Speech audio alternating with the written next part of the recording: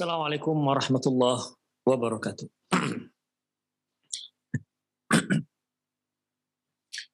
Innal hamdalillah nahmaduhu wa nasta'inuhu wa nastaghfiruh wa na'udzu billahi min shururi anfusina wa sayyiati a'malina. May yahdihillahu fahuwal muhtad wa may yudlil falan tajida lahu waliyyan mursyida. Asyhadu an la ilaha illallah wahdahu la syarika lah wa asyhadu anna Muhammadan 'abduhu wa rasuluhu alladzi la nabiyya ba'dah. Wa qala Allah Subhanahu wa ta'ala ya ayyuhalladzina amanu taqullaha haqqa tuqatih wa la tamutunna illa wa antum muslimun. Wa qala 'azza man qala ya ayyuhalladzina amanu taqullaha wa qulu qawlan sadida yuslih lakum a'malakum wa yaghfir lakum dhunubakum wa may yuti'illaha wa rasulahu faqad faza fawzan 'azima. Ya ayyuhan nasu taqu rabbakumul ladzi khalaqakum min nafsin wahidah wa khalaqa minha zawjaha wa batha minhuma rijalan katsiran wa nisaa'a wattaqullaha alladzi tasaaluna bihi wal arham innallaha kana 'alaikum raqiba. Amma ba'du, nastaqil hadithi kitabullah wa khairal hadi hadi Muhammad sallallahu alaihi wasallam wa syarrul umur muhdatsatuha wa kullu muhdatsatin bid'ah wa kullu bid'atin dhalalah wa kullu dhalalatin finnar.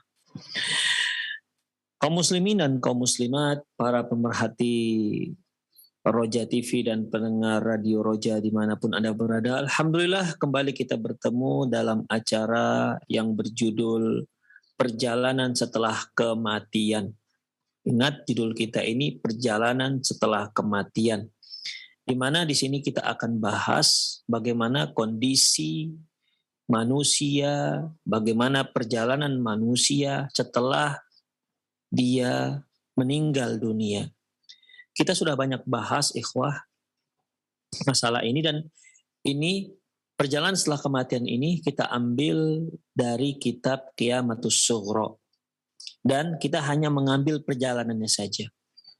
Di sini sudah selesai dalam kitab Qiyamatus Sughra terkait dengan alam barzakh, dan insya Allah kita akan berpindah ke Qiyamatul Kubra karena kelanjutan daripada perjalanan manusia setelah kematiannya ada dibahas di kitab Qiyamatul Kubra.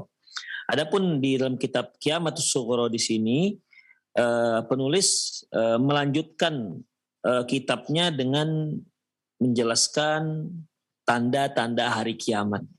Ya, tanda-tanda hari kiamat besar, hari kiamat kecil, dan seterusnya.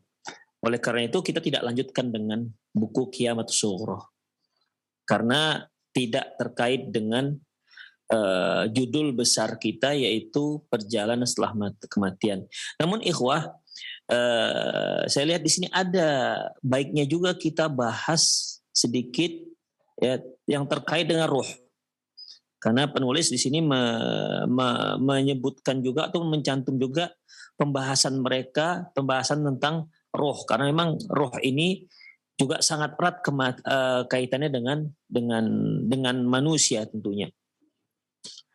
Baik, pertama beliau menjelaskan tentang ruh wan nafs, ar-ruh wan nafs. Karena ada sebagian orang membedakan antara ruh dengan an-nafs, ya, membedakan antara ruh dengan an-nafs. Ibnu Taimiyah rahimahullah menyebutkan war-ruhu mudbiratu lil badani allati tufariquhu bil mauti hiya ruhu al-manfukhatu fihi. Kata Ibnu Taimiyah rahimahullah, yang dikatakan ruh, kalau bahasa kita roh, ya roh. Tapi kalau kita artikan roh, itu identik dengan jin-jin, ya. Roh gentayangan begitu, ya. Jin gentayangan. Makanya ikhwah, mungkin kita artikan bukan roh, ya. Ruh, pakai istilah Arab, ruh. Ruh inilah, ya, ruh inilah yang mengatur dan menggerakkan badan. Dan ruh inilah yang mengatur, yang selama ini menggerakkan badan kita, mengatur badan kita. Dialah nanti yang akan berpisah allati tufariquhu, yang akan berpisah dengan badan, akan berpisah dengan tubuh manusia tersebut. Dengan apa? Dengan adanya kematian. Ruh itulah ruh yang ditiupkan Allah Subhanahu wa taala pada diri manusia di saat dia berada dalam rahim ibunya. Inilah ruh yang manfukh, yang ditiupkan ke jasad manusia. Wahiyan nafsul lati tufariqu bil maut. Dan dialah juga yang disebut an-nafsu, yaitu jiwa. Ya, dialah yang disebut dengan an-nafsu ataupun jiwa yang juga yang terpisah dengan adanya kematian. Jadi yang disebutkan roh itulah jiwa manusia. Jiwa adalah roh adalah jiwa. Jadi bukan dua hal yang berbeda. Jadi bukan di diri manusia itu ada roh, ada jiwa, enggak. Roh itulah adalah an-nafsu, an-nafs dia adalah roh. Demikian ikhwah. Ya. Baik. Kita ambil apa aja ya secara ringkas. Kemudian Ibnu Taimiyah juga mengomentari lagi, lakin tusamman nafsan bi'tibari tadbirihi lil badan. Roh itu dikatakan an-nafs karena dia yang mengatur, dia yang menggerakkan badan. Wa tusamma ruh bi'tibari utfihi. Dikatakan ruh dikarenakan lembutnya dia. Jadi ruh itu suatu zat yang lembut, ciptaan Allah yang lembut, sama seperti angin. Angin itu Allah sebutkan rih. Rih itu kan lembut, ikhwah. Ya, beda dengan batu, benda-benda padat lainnya. Kalau ruh ini benda gas, benda yang dia itu lembut. Angin dikatakan ruh. Demikian juga halnya dengan nyawa. Ya tentunya roh, nyawa dengan rih, angin itu berbeda. Demikian kalau angin itu masih bisa kita rasa dengan panca indera kita. Tapi kalau ruh, ya kita hanya bisa merasa kita itu sekarang hidup. Nah, begitu saja. Namun di mana rohnya kita tidak tahu. Demikian ikhwah rahimanallah wa iyyakum. Jadi antara roh dengan an-nafsu, an-nafs ya, an-nafs jiwa itu sama. Bukan dua hal yang berbeda. Terkadang Allah Subhanahu wa taala menyebutkan kata-kata ruh, ya kata-kata ruh untuk sebutan malaikat Jibril, ya sebagaimana yang disebutkan Allah Subhanahu wa taala dalam surat Asy-Syu'ara ayat 193, nazala bihi ruhul amin. Yang turun kepadanya, yang turun dengannya ruhul amin, ruh yang al-amin, yang kepercayaan dia adalah, yang dimaksud dia adalah malaikat Jibril. Demikian juga disebutkan dalam surat Syura ayat 52, wa kadzalika auhayna ilaika wa ruham min amrina. Ini ruh di sini ikhwah rahimanallahu wa iyyakum, yang dimaksudkan ruh di sini adalah Al-Qur'an. Demikian juga kami wahyukan kepada engkau ruhan min amrina, yaitu Al-Qur'an dari urusan kami. Demikian ikhwah rahimanallahu wa iyyakum. Namun yang ada pada diri manusia, ruh itu adalah an-nafs, jiwa. Baik, selanjutnya ikhwah, apakah ruh itu punya bentuk? Apakah roh itu punya bentuk? Terkadang para pembuat komik yang suka buat gambar, dia menggambarkan di saat manusia itu dicabut nyawanya. Maka dicabutlah nyawanya, keluarlah bentuk putih dalam bentuk manusia. Ya, ada yang bentuk putih itu digambarkan tanpa baju. Ada yang digambarkan pakai busana, ya, busana gamis, macam-macam ikhwah, ya. Namun dia itu digambarkan berbentuk. Intinya digambarkanlah roh itu berbentuk manusia, apakah terkadang digambarkan tanpa busana atau dengan busana. Itulah biasanya digambarkan dalam komik-komik ataupun para musawwirin, orang-orang yang suka melukis, menggambarkan manusia di saat rohnya dicabut dan sudah keluar dari jasadnya. Apakah seperti itu yang dimaksud dengan ruh, bentuk ruh itu? Hal lirruhi kaifiyatu tu'lam. Apakah ruh itu memang diketahui bentuknya? Perhatikan ikhwah. Jadi supaya kita tidak salah memahami, tidak salah menggambarkan ruh itu dalam benak kita. Lamma kanat ruh makhluqatan min jinsin la nadhira laha fil alamil mawjudati fa innana la nastati'u an na'rifa sifatiha. Karena ruh itu adalah makhluk dari jenis yang tidak ada contohnya di alam ini, ya. Maka otomatis kita tidak bisa mengetahui bagaimana bentuknya. Ikhwah, begini, kalau ada orang yang tidak tahu bentuk belut, ikan belut, dia belum pernah dengar kata-kata belut dan dia belum pernah melihat ikan jenis belut. Maka kita bisa memberikan dia gambaran dengan bentuk yang mirip dengan belut. Kita tanya, apakah kamu pernah melihat ular? Oh pernah. Belut itu mirip dengan ular, hanya belut itu pendek, kalau ular panjang. Artinya kita sudah punya gambaran. Ada contoh nadhir, ada contoh perbandingan. Demikian ikhwah, a'azinallahu wa iyyakum. Kalau ada orang yang belum pernah melihat misalnya jerapah. Jerapah, bagaimana jerapah? Belum pernah dia lihat. Lantas kita katakan, apakah kamu pernah melihat unta? Pernah. Nah, unta itu kepalanya, jerapah itu kepalanya mirip unta. Hanya lehernya panjang tanpa punuk. Unta kalau kakinya panjang, lehernya panjang tanpa punuk, itulah mirip jerapah. Warnanya ya belang-belang. Artinya orang yang belum pernah melihat jerapah, tapi dia pernah melihat hewan yang mirip dengan jerapah, dengan sedikit kita bayangkan adalah sedikit pergeseran seperti lehernya panjang tanpa punuk, maka sedikit banyak dia sudah tergambar pada dirinya bagaimana bentuk jerapah. Dia nggak akan tergambar lagi kalau jerapah itu bentuk burung yang bersayap.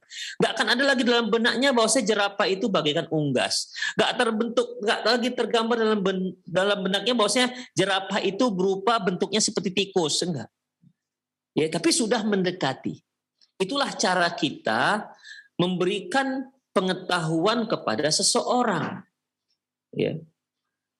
Jika memang dia tidak mengetahui sesuatu yang kita maksud, maka kita bisa menyebutkan sesuatu yang mirip dengan yang dia ketahui. Demikian ikhwah, azinallahu wa iyyakum. Baik. Sekarang masalah ruh. Ruh itu makhluk Allah. Gak tahu kita bagaimana bentuknya. Kita tahunya tuh ruh.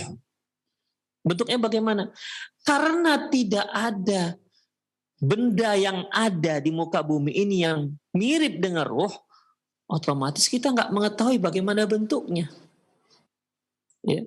Bukan berarti apa yang ada dalam manusia maka jiwanya ataupun ruhnya ketika ruhnya itu berbentuk manusia. Yang nggak seperti itu, ikhwan.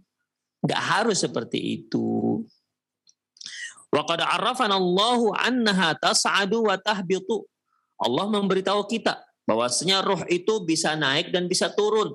Wa tasma'u wa tubsiru wa tatakallamu ila ghairi dzalik.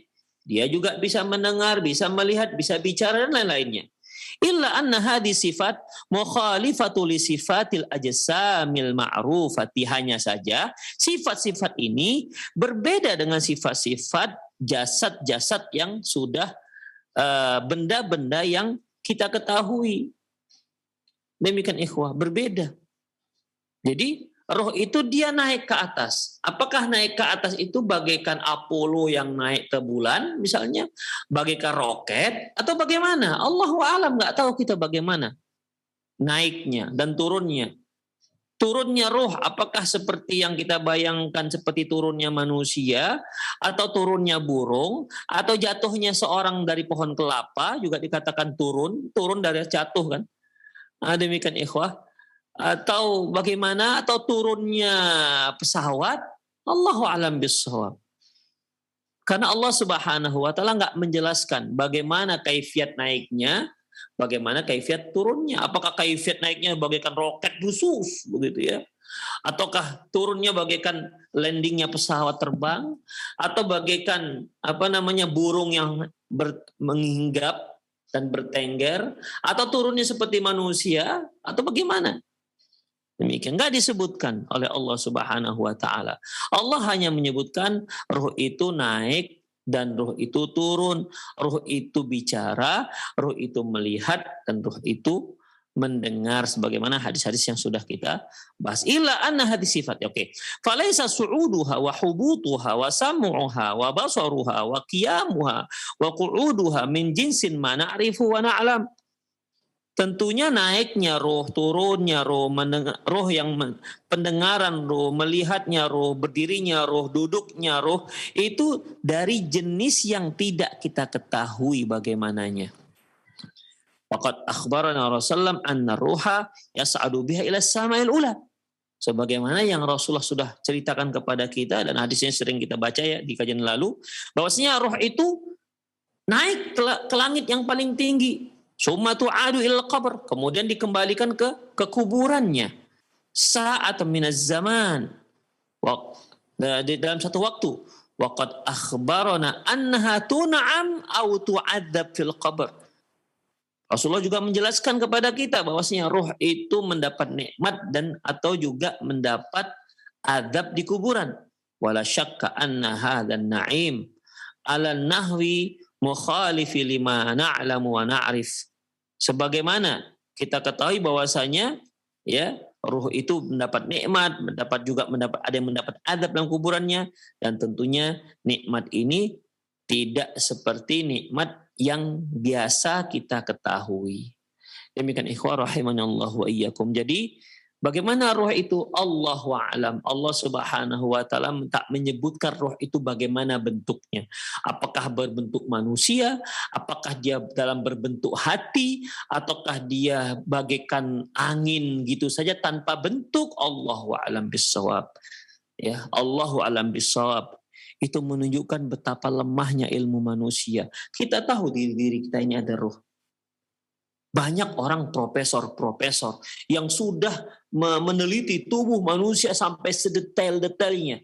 Bahkan dia mendapat gelar profesor karena meneliti salah satu organ tubuh manusia.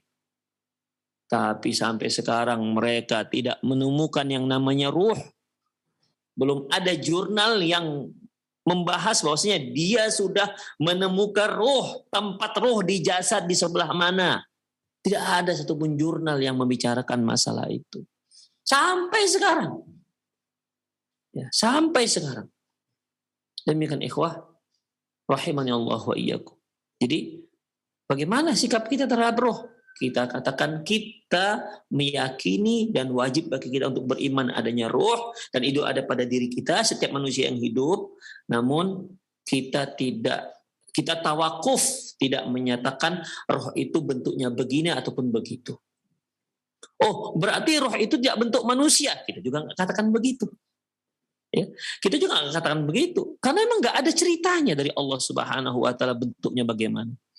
Demikian ikhwah. Ya, jadi sikap kita terhadap roh di mana apakah dia berbentuk, kita katakan Allahu a'lam bissawab.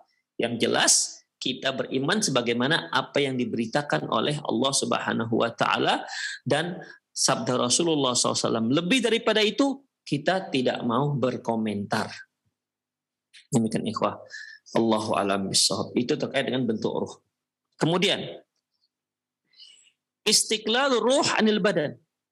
Bahwasanya ruh itu berbeda dengan badan. Ini sudah jelas ya, kalau ruh berbeda dengan badan, bagaimana hadis-hadis setelah kita bahas ya, seperti dicabutnya nyawa dari badan, itu kan sudah menunjukkan bahwasanya ya ruh itu bukan badan, badan itu juga bukan ruh.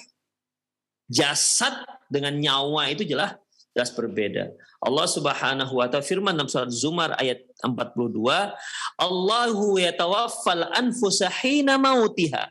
Dan Allah lah yang memegang nyawa ketika dia meninggal dunia. Wallati lam tamut fi manamiha, dan yang belum meninggal dalam tidurnya. Jadi baik orang yang sudah meninggal maupun yang belum meninggal, yaitu di saat dia tidur, kedua-dua orang ini dipegang nyawanya oleh Allah Subhanahu wa taala.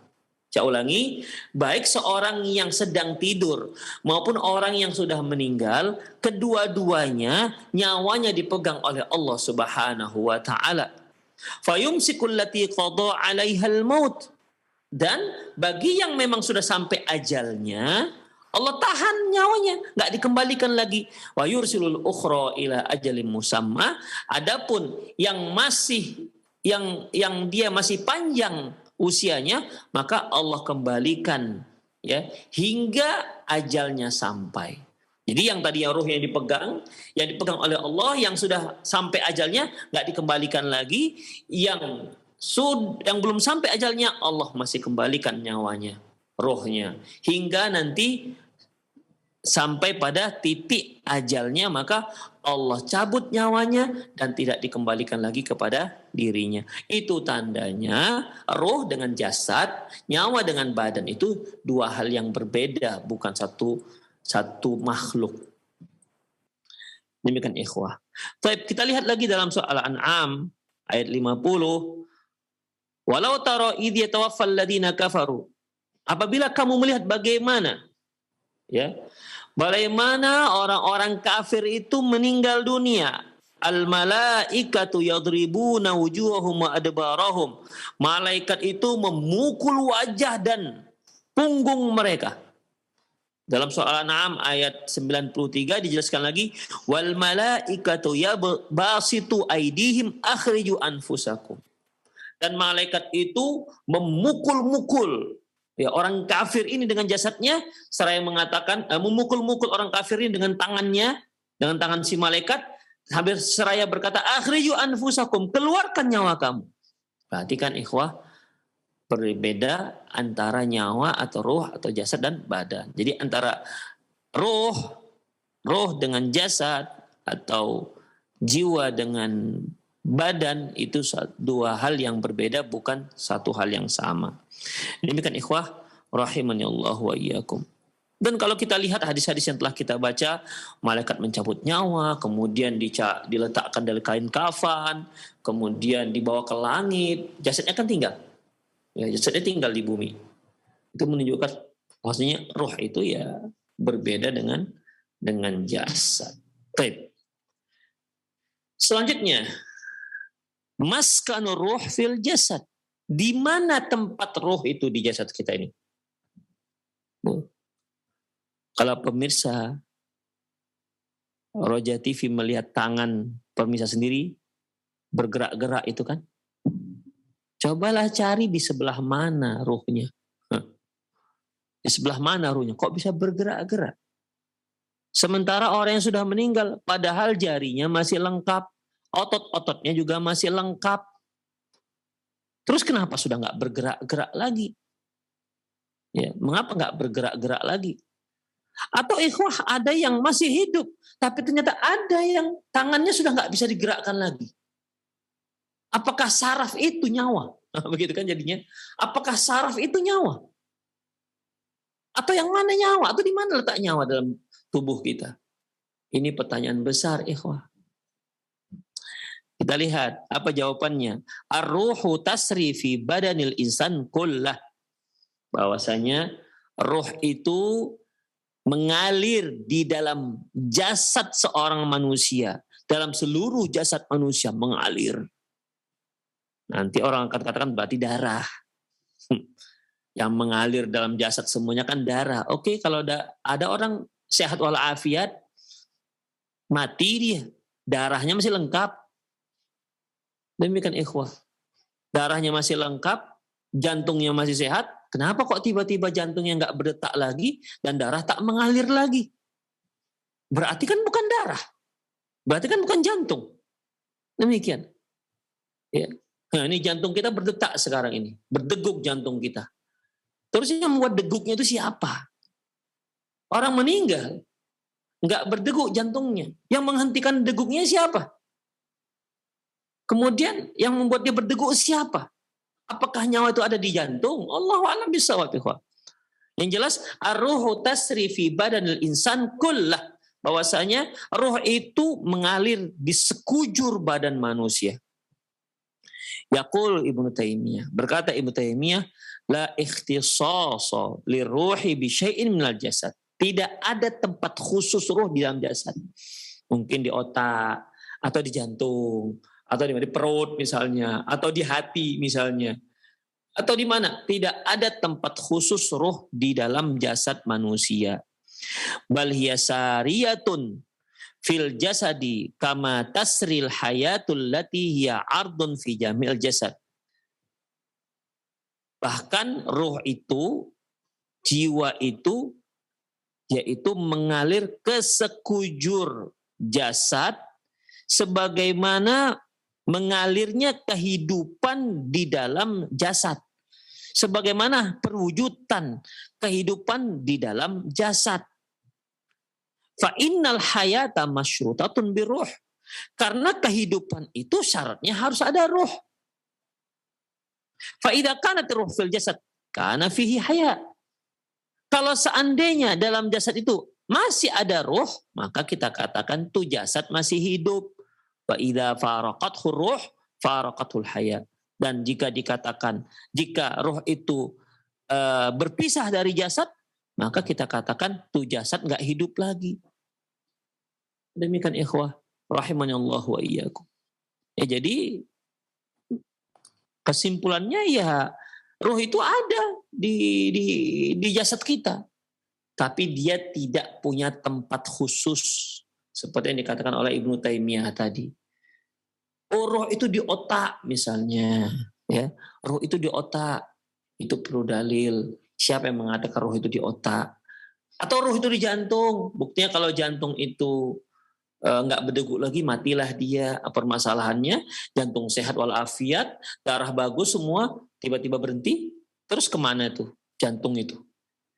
Kalau memang si jantung yang tempat roh. Demikian ikhwah. Jadi intinya bahwasanya di sini Ibnu mengatakan roh itu ada di semua jasad kita. Ya. Namun di mananya tempat khususnya tidak ada. Allahu a'lam bissawab. Tapi selanjutnya ikhwah. Ar-ruhu makhluqatun. Ruh itu makhluk. Kenapa ini kita bahas? Karena ada di antara kelompok orang yang mengatakan ruh itu tidak makhluk. Ya, ruh itu tidak makhluk. Kalau seandainya ruh itu enggak makhluk, berarti dia khalik, pencipta. Karena sesuatu semua yang ada, kullu maujudat, semua yang ada itu hanya ada dua. Imma dia khalik, imma dia makhluk. Imma dia sang pencipta, imma dia yang diciptakan. Yang ketiga tidak ada. Tidak ada yang namanya sesuatu yang ada tuh ada dengan tiba-tiba. Kullu mawjudin la budda min mujidin. Setiap yang ada itu pasti ada yang mengadakannya. Demikian kecuali sang pencipta, kecuali Allah Subhanahu wa taala yang Maha mencipta. Jadi dua saja gendangnya yang hidup ini, yang ada ini. Imma dia khalik sang pencipta, imma dia makhluk atau yang diciptakan. Lantas kalau dikatakan ruh itu bukan makhluk, berarti apa? Apa dia muncul ting begitu saja? Muncul tiba-tiba muncul tanpa ada yang memunculkannya? Ataukah ada yang memunculkannya? Atau ada yang menciptakannya? Kalau dia kita katakan bukan makhluk, berarti dia khalik dong. Dia yang menciptakan.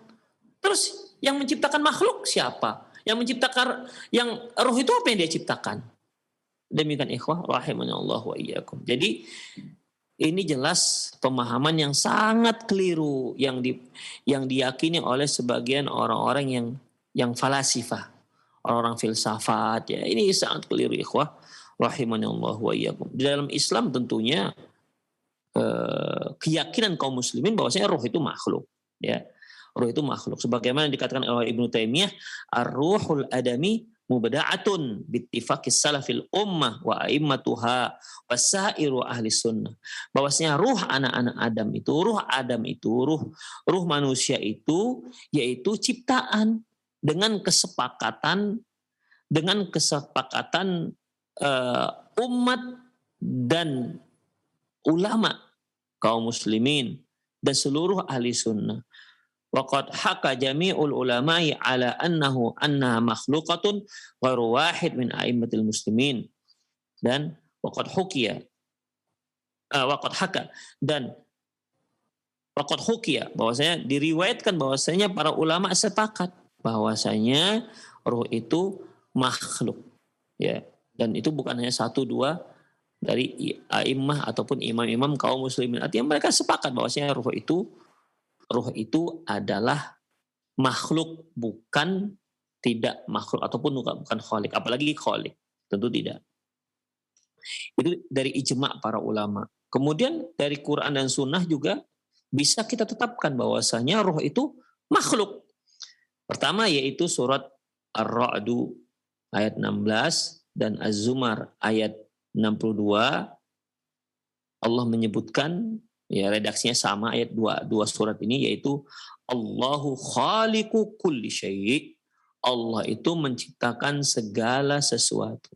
Kalau sudah Allah Subhanahu wa taala menyatakan Allah itu menciptakan segala sesuatu, berarti termasuk ruh. Ya, sebagaimana yang dikatakan oleh Imam At-Tahawi, fa hadza 'amun la takhsisa fihi biwajhin ma. Ini adalah umum, tidak ada pengkhususan. Ya, tidak ada pengkhususan.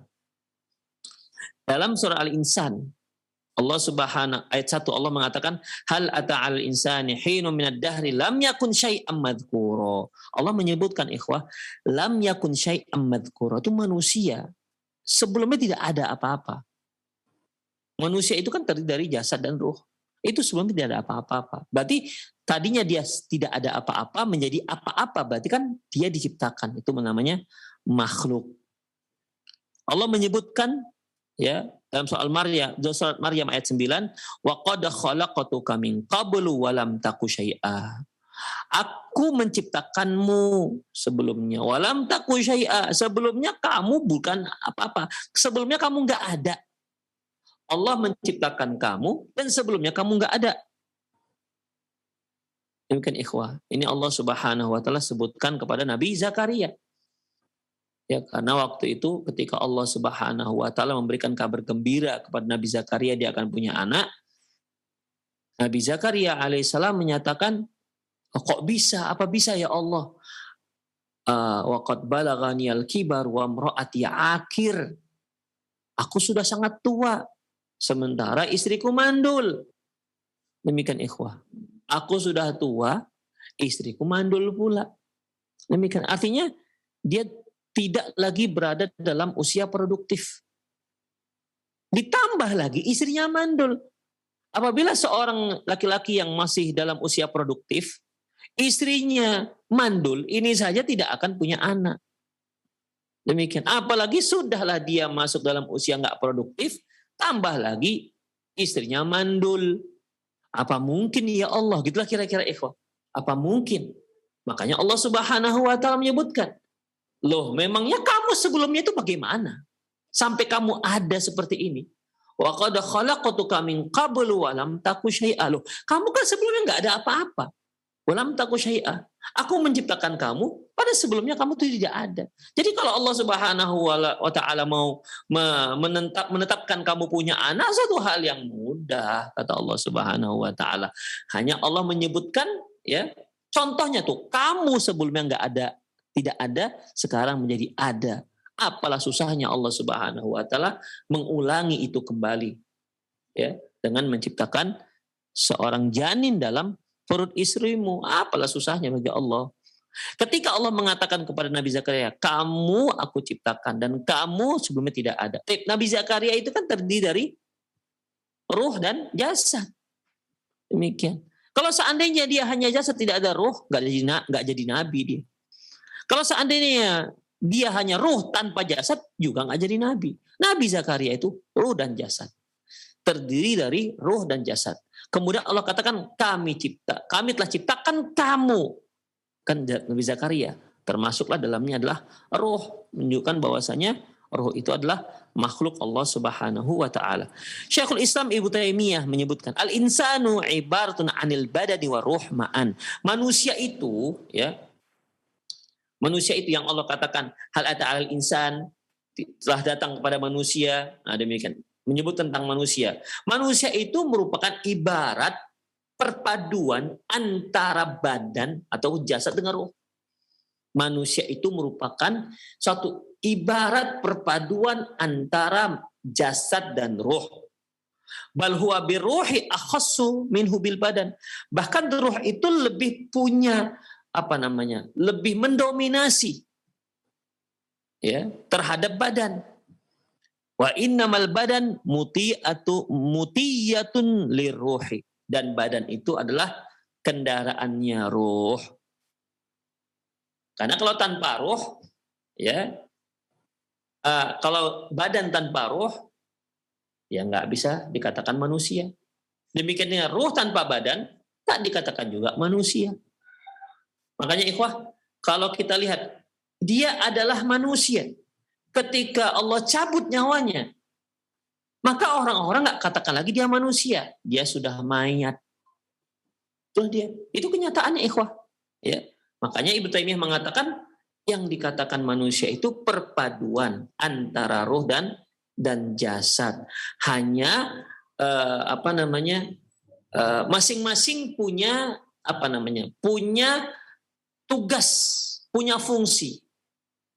Ruh, jasad adalah kendaraannya ruh.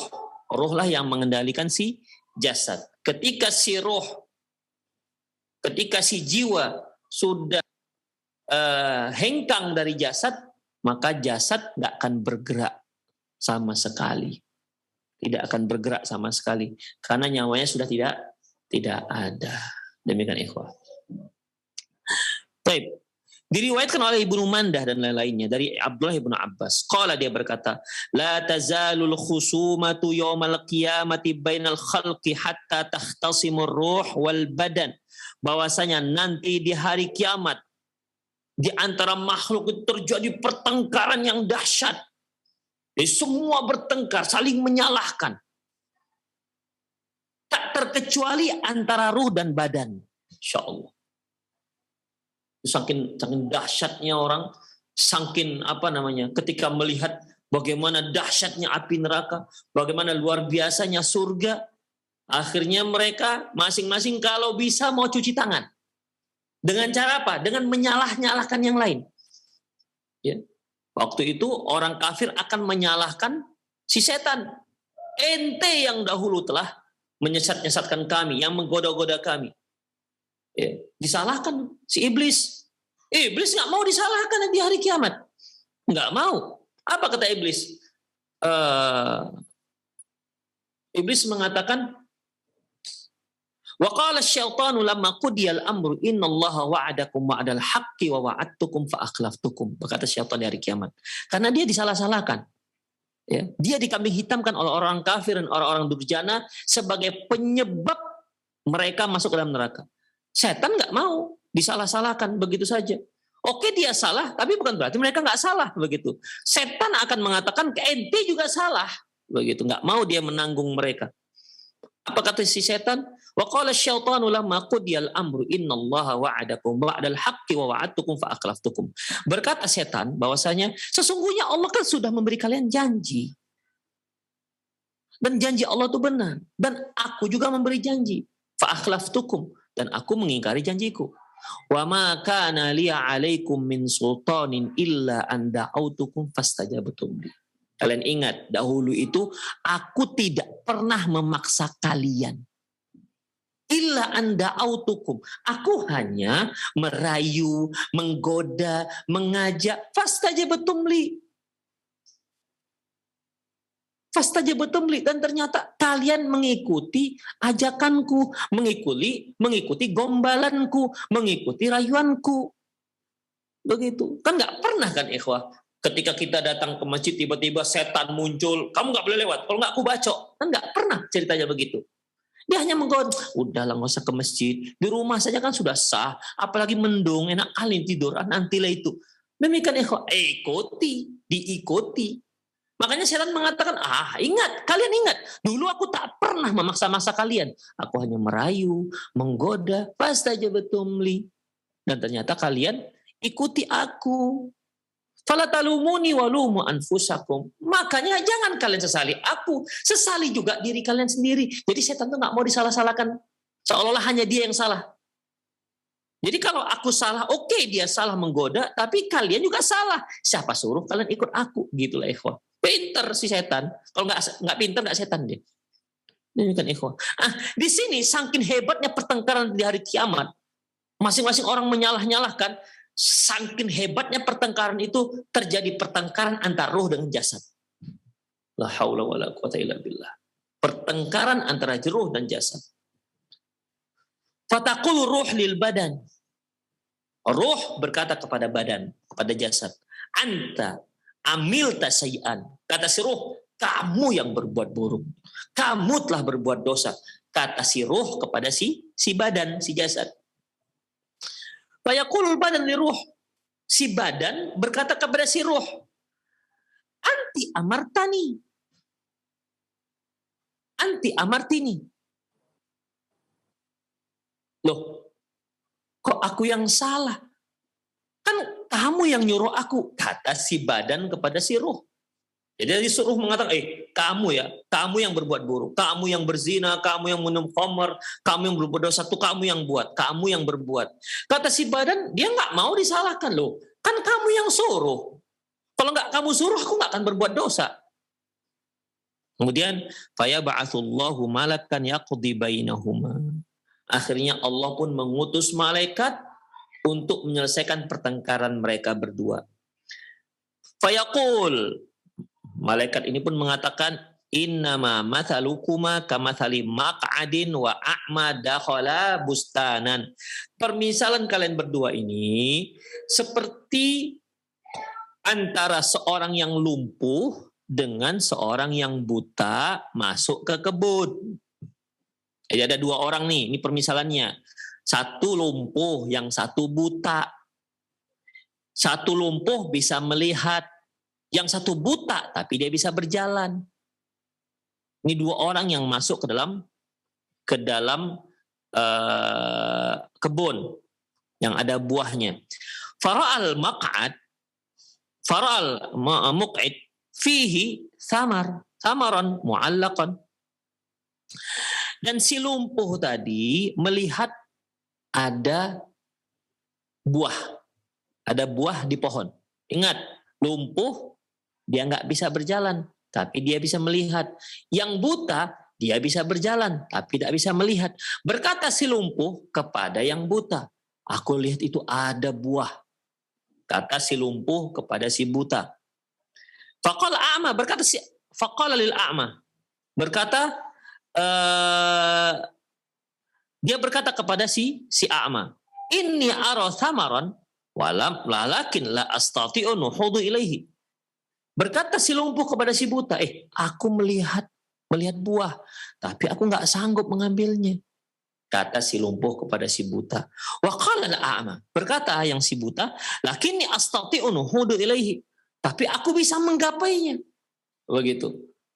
Kamu kan melihat buah, tapi kamu nggak bisa menggapainya. Tapi aku bisa, hanya aku nggak bisa melihat. Walakinni la arahu, tapi aku nggak bisa melihat. Faqala muq'id, ta'al, fahmilni hatta aqtafahu. Kalau begitu, silahkan kamu gendong aku, kata si lumpuh kepada si buta. Nah, baru nanti kamu sampaikan aku ke tempat, ke buah tersebut, biar aku yang ambil. Jadi kamu yang bergerak, kamu yang berpindah tempat dengan cara menggendong aku, nanti aku yang ngambil karena aku yang tahu tempatnya. Fahamalahu wa ja'ala ya'muruhu fayasiru bihi ila haitsu yasha. Maka si buta pun menggendong si lumpuh, dan si lumpuh pun berjalan sesuai dengan perintah. Si buta pun berjalan dengan sesuai perintah si lumpuh. Jadi si lumpuh yang digendong, kata si lumpuh, kiri, kanan, maju. Maju, kiri, kanan. Jadi si lumpuh yang seperti pengendali, yang berjalan si buta. Faqata'a ats-tsamar. Maka mereka pun bisa mengambil buah. Qalal malaku. Ini buah bukan buah mereka. Si malaikat bertanya, fa'ala ayyuhuma uqubah. Nah, sekarang mereka mengambil buahan. Mereka berdua ini mencuri buahan. Ya. Si lumpuh yang mengambil, si buta yang bergerak. Karena kalau mereka terpisah nggak bisa. Si lumpuh bisa melihat tapi dia nggak bisa bergerak. Kalau si buta juga nggak bisa mengambil, mencuri. Kenapa? Karena dia nggak bisa melihat, dia bisa bergerak tapi dia nggak bisa melihat. Maka bekerja samalah antara si buta dengan si lumpuh. Kemudian si malaikat bertanya, menurut kalian siapa yang salah ini? Si buta atau si lumpuh? Jadi siapa kira-kira yang harus dihukum? Apakah si buta atau si lumpuh? Qala alaihi ma jami'an. Kata mereka berdua, ya si dua-dua yang harus dihukum. Si lumpuh dan si buta. Qala fadzalika antuma. Demikian kalian berdua. Jadi nggak usah bertengkar. Kalian berdua itu salah. Begitu. Tadi kan si ruh mengatakan, kamu ya jasad ya yang membuat keburukan. Kata si jasad, enggak lah, kamu yang nyuruh saya. Begitu. Jadi masing-masing mau lepas tangan. Datanglah malaikat menjelaskan maksudnya, yang salah kalian itu kalian berdua. Kalau seandainya ruh saja tanpa jasad nggak bisa berbuat dosa, dan kalau seandainya jasad saja tanpa ruh juga nggak bisa buat dosa, orang mati. Demikian ikhwah. Jadi dari sini dapatlah kita ketahui bahwasanya antara roh dengan jasad itu yaitu makhluk, dan dia dua hal yang berbeda. Demikian ikhwah rahimani Allahu wa iyyakum. Kemudian selanjutnya roh itu dikatakan makhluk, ya. Karena bukankah dia yang dicabut oleh malaikat, kemudian dia dikafankan, diangkat ke langit, kemudian dikembalikan ke bumi. Itu kan menunjukkan dia itu di bawah aturan. Ya, berarti dia makhluk. Demikian juga ikhwah rahimanallahu wa iyyakum,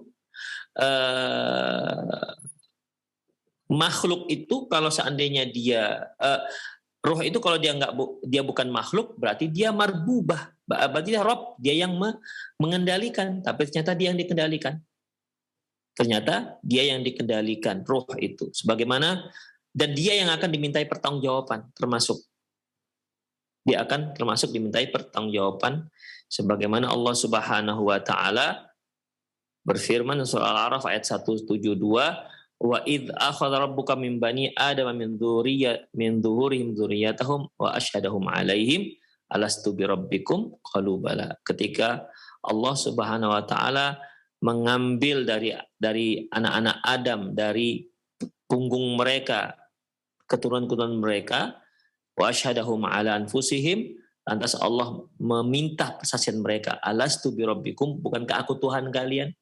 Berarti kan ini kan Allah berbicara kepada manusia yang waktu itu masih di alam roh, bukan sudah di dunia. Ya, seluruh manusia yang masih di alam roh. Allah bertanya kepada mereka, bukankah aku Tuhan kalian? Roh-roh manusia menjawab, qalu bala, benar ya Allah. Berarti dia kan makhluk. Ya. Karena Rabb mereka adalah Allah Subhanahu wa Ta'ala. Yang kelima, yaitu apabila memang roh itu bukan makhluk, berarti tidak masalah toh. Enggak masalah orang Nasrani menyembah Nabi Isa, karena Allah Subhanahu wa Ta'ala mengatakan dalam surah Nisa ayat 171, ya ahlul kitab la taghlu fi dinikum, wahai ahlul kitab janganlah kalian berlebihan dalam agama kalian, wala taqulu 'ala Allahi illa al-haq, jangan kalian mengatakan kepada Allah tentang Allah kecuali yang benar.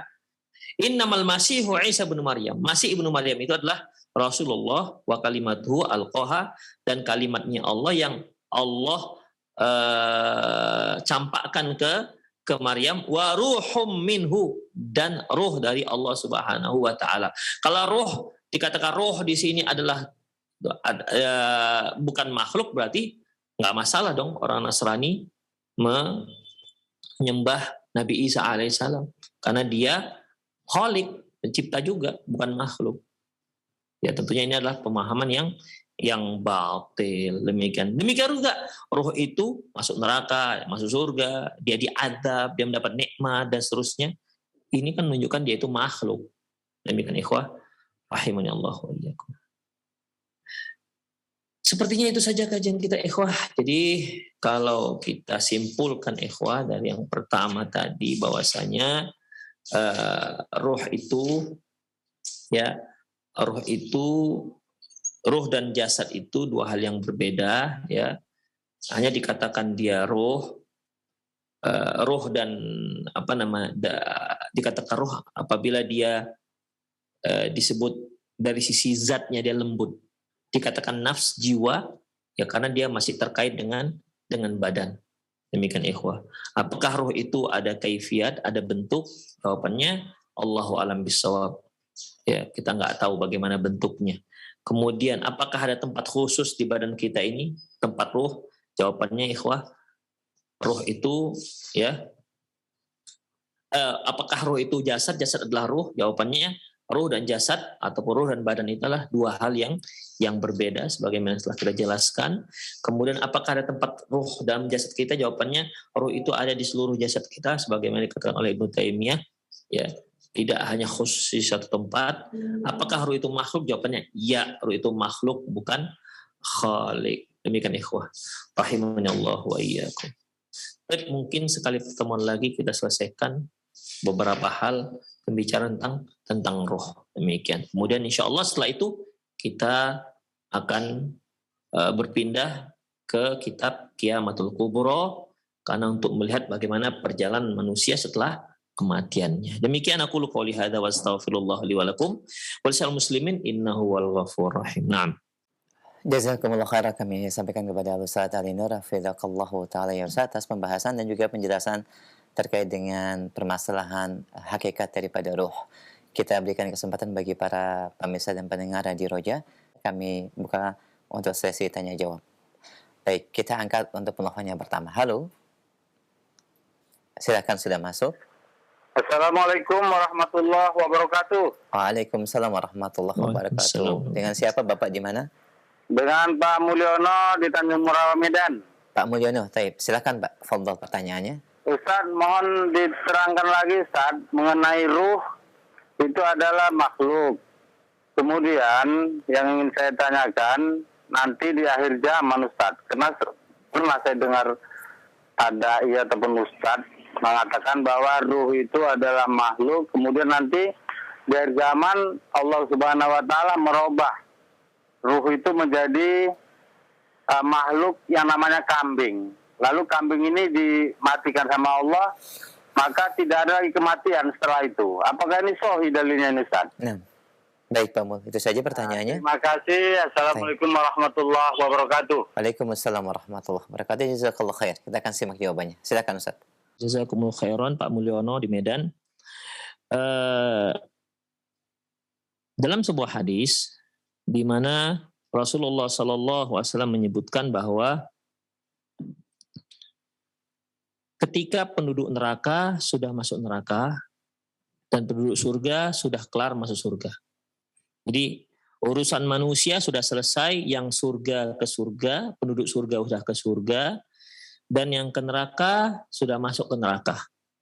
Sudah selesai masalah ini. Ya. Kemudian fa'utiya bil maut. Kemudian didatangkanlah kematian. Didatangkan kematian dalam bentuk kambing. Didatangkan kematian dalam bentuk kambing. Kemudian kematian ini disembelih di antara surga dan neraka. Setelah disembelih kematian ini, Allah mengatakan, hai penduduk surga, kamu kekal dalam surga, tidak ada kematian. Wahai penduduk neraka, kamu kekal, tidak ada kematian dan kamu kekal dalam neraka. Jadi yang ada itu bukan ruhnya dalam bentuk kambing, tetapi kematian. Ya, ini juga sebenarnya masalah gaib, ikhwah. Sebagaimana yang kita ketahui bahwasanya kematian ini kan kata benda, tapi kata benda itu ada yang kata benda yang konkret, ada kata benda yang abstrak. Kata benda yang konkret yang bisa kita pahami dengan panca indera kita, buku, mikrofon, jam tangan, baju. Artinya yang konkret. Ada yang abstrak, kata benda yang abstrak seperti apa? Pahala. Di mana mau kita dapat pahala? Di mana mau kita lihat pahala bagaimana? Kematian, kemiskinan, kekayaan, ya. Kata-kata kalau bendanya ya orang-orang yang memiliki banyak benda-benda, ya, beli mobil yang banyak, rumah mewah, maka kita katakan itu orang kaya. Tapi kekayaan ini kata benda, kemiskinan ini kata benda, termasuk kematian, pahala, dosa, ini semua kata benda, tapi kata benda yang abstrak. Baik. Kata-kata benda yang abstrak ini, ikhwah, nanti akan Allah Maha Berkuasa menjadikan dia konkret. Seperti pahala dan dosa. Pahala dan dosa ini nanti bisa ditimbang oleh Allah Subhanahu wa Ta'ala. Ini termasuk perjalanan manusia yang akan kita bahas nanti. Nanti di hari kiamat, ya, dia akan ditimbang. Yang ditimbang oleh Allah Subhanahu wa Ta'ala adalah yang tadinya tak bisa ditimbang semasa di dunia, pahala dan dosa. Makanya dalam sebuah hadis sebutkan bahwasanya nanti di hari kiamat akan didatangkan seorang yang tinggi besar, namun beratnya lebih ringan ketimbang sayap nyamuk. Berarti pahalanya sedikit. Demikian. Termasuk juga kematian. Ya. Puasa juga, puasa ikhwah. Puasa itu kan ibadah puasa yang konkret, yang abstrak. Tapi ternyata dia nanti akan memberi syafaat dan berbicara. Ya, berbicara. Quran dan puasa, siam akan berbicara kepada Allah Subhanahu wa Ta'ala untuk memberi syafaat orang untuk Quran yang membacanya, yang dia kata Al-Quran, ya Rabbi mana'tuhu an-naumu bil-laili, ya Allah aku sudah menghalangi dia untuk tidur pada malam hari karena baca Quran, salat tahajud, ya, fasyafi'ni fihi, maka berikan aku izin untuk memberi syafaat. Berkata puasa, siam, ya Rabbi mana'tuhu at-ta'ama syahwa fin nahar, ya Allah aku telah menghalangi dia, untuk tidak makan dan syahwat, menyalurkan syahwatnya ketika siang hari. Fasyafi'ni fihi, dan berikan aku izin untuk memberi syafaat. Bisa bicara, termasuk juga kematian. Ya, Allah Subhanahu wa Ta'ala akan mewujudkan kematian itu berupa benda, bendanya berupa berbentuk kambing, dan kambing itu akan dipotong, disembelih oleh Allah Subhanahu wa Ta'ala, sehingga setelah itu tidak ada lagi kematian. Jadi yang disembelih itu bukan roh tapi kematian. Demikian. Allahu a'lam bishawab. Nah, jazakumullah khairan atas jawaban dan penjelasan. Demikian Pak Mul, barakallahu fiik. Kami berikan kesempatan kembali via telepon. Iya, halo. Assalamualaikum warahmatullahi wabarakatuh. Waalaikumsalam warahmatullahi wabarakatuh. Silahkan. Baru konflik, Ustaz. Silahkan, Umu. Saya mau nanya ini, Ustaz. Ruh kan waktu setelah udah dicabut, itu kan mata terbelalak. Apa artinya dia kan melihat ruh pada saat dia mati apa gitu, Ustaz. Terus yang kedua, hasrat, kemauan atau ambisi itu apa berbarengan dengan ruh, Ustaz? Mohon nasihat, Ustaz, jazakumullah khairan. Nah, barakallahu fiik wa jazakallahu khairan. Kita akan simak jawabannya. Silakan, Ustaz. Barakallahu, ya. Semoga Allah Subhanahu wa Ta'ala senantiasa menjaga ummu sekalian dan keluarga. Mengenai mata terbelalak ketika ruh dicabut, Rasulullah Shallallahu Alaihi Wasallam bersabda, Innal basar, sesungguhnya mata, yattabi'ur ruh hinan tuzi'at, sesungguhnya mata itu akan mengikuti ruh ketika dia itu dicabut. Mata akan melihat, mengikuti ruh ketika dia cabut. Lantas, apakah dia maksudnya melihat rohnya dia ketika dicabut? Jawabannya Allahu a'lam bishawab, dia melihatnya. Ya, dia melihat rohnya itu ketika dia dicabut. Demikian juga ketika malaikat memukul wajah dan punggung orang-orang kafir ketika nyawanya nggak mau keluar, dipukul oleh dia, ya, hingga dia ditarik paksa oleh malaikat. Dan saat itu, ya, mata ini melihat, ya. Jadi di samping mata ini, mata orang yang meninggal itu melihat roh dia juga melihat malaikat. Fa idza balagatil hulqum fa antum hina idin tandurun wa nahnu aqrabu ilaihi minkum walakin la tubsirun. Ketika nyawa sudah sampai di kerongkongan dan kalian waktu itu melihat. Dan waktu itu kami dekat, tapi kalian, maksudnya kalian ini artinya yang orang-orang yang ada sekitar, yang si mayit yang sedang sekarat itu, dia tidak bisa melihatnya. Jadi Allahu a'lam bishawab, mata itu mengikuti nyawa ketika dia dicabut, sehingga dia matanya terbelalak. Makanya salah satu yang disunahkan bagi orang yang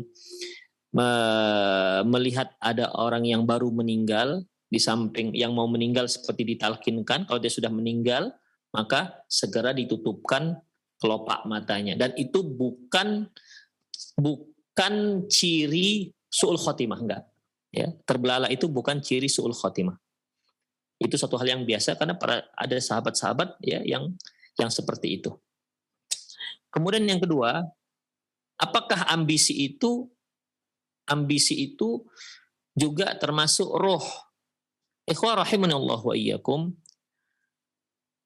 Ambisi ini, ikhwah, niat kita itu semua masih dalam ruh dia. Keinginan kita itu masih keinginan ruh, jiwa kita yang menginginkan. Makanya ikhwah kan ada innan nafsa la ammartum bisu. Nanti akan ada pembahasan pembagian jiwa. Sungguhnya jiwa itu ammartum bisu, senantiasa menyuruh pada perbuatan buruk. Itu dia. Jadi ambisi, kalau dia ambisinya baik, maka dia jiwa yang baik. Apabila ambisi yang buruk, maka dia jiwa yang buruk. Jadi ambisi itu sumbernya dari jiwa, dari roh. Nah, ketika dia berambisi, tentu ambisi ini kan tidak hanya niat. Ketika dia mulai ada action, ada perbuatan, ada yang dikejarnya, ada yang harus digapainya, harus ada yang dicapainya, harus ada yang dipegangnya, harus yang ada dia lalui. Ketika dia sudah merubah action, ada perbuatannya, ya, maka disitulah badan mulai berkiprah.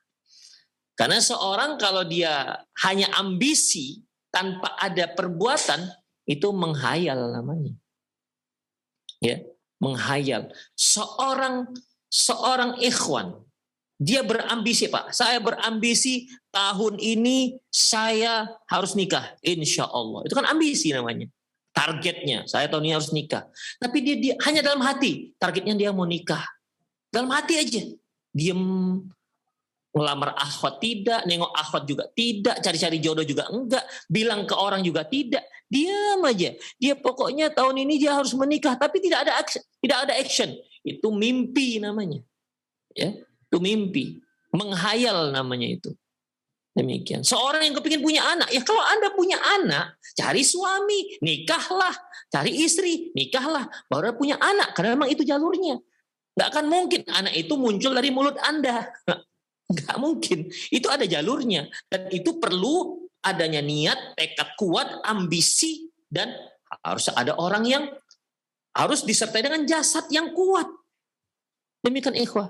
Harus jasad yang kuat. Ada jasad dia. Demikian, maka ruh itu harus dibekali oleh ilmu supaya ambisinya itu bisa didapati dengan baik. Oleh karena itu ketika Bani Israel meminta kepada nabi mereka ya supaya diangkatkan seorang raja untuk memimpin mereka, karena mereka merasa mereka selalu terzolimi, selalu diusir dari kampung mereka.